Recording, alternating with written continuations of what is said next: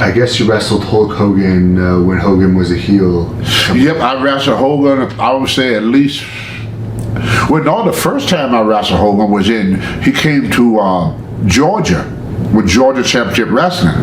And Tommy Wildfire Rich went to Ole Anderson, who was the booker, and said, you should work a program with Hogan because he's about one of the few heels that Tony could work with. Back in the old days, the heel was always bigger than the babyface in the older days. You know, they didn't have little heels. Yeah. And they wanted me to work an angle with Hogan because he had the big muscles, he was big and everything. And Ole Anderson refused to build Hogan up. So when I went to New York, Hogan was already there when I went there. So me and Hogan, we used to wrestle. Man, tell you a funny story though. We was in what was it, the Spectrum or the Captain Center, and I'm sitting there. Vince Senior come in. Hogan is probably about 5 or 10 feet from me. He said, Tony, what do you want to do with the big dummy? Press slam him? I go, yeah, I press slam him. He said, press slam him. He walked out the door. That's why they treated Hogan. That was Vince Sr. That's why when Hogan came back, he told Vince Jr., when I come back, I want to get the belt the first night. Because they promised him they're going to give him the belt. He said, well, I want it the first night. And if I don't win it the first night, I'm getting on a plane, I'm going back to Minneapolis.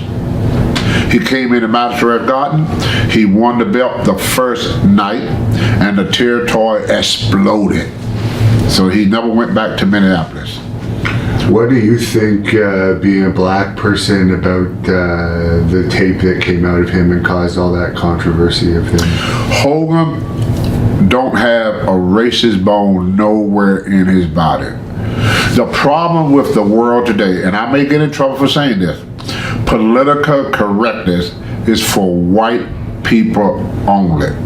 If blacks do not want white people to use the N-word, then they have to stop using it. You can't tell one person, I could do this, but you can't do it. That to me is reverse racism. There was a time they told black people that white people could do this, white people go in this restaurant, but you can't because you black. Black people could go and check in this hotel, but you can't because you black. Now they telling white people, black people could say this, but you can't say this. That was wrong. And I think the only reason they did it is to break him down so they could have more control over him. That's my opinion, you know. Because when Hogan went back to do Tough Enough and all that stuff, he could write his own check. I think what Hogan did, once they did that to him, now he got to crawl back. That's why they did it, because they could never control Hogan.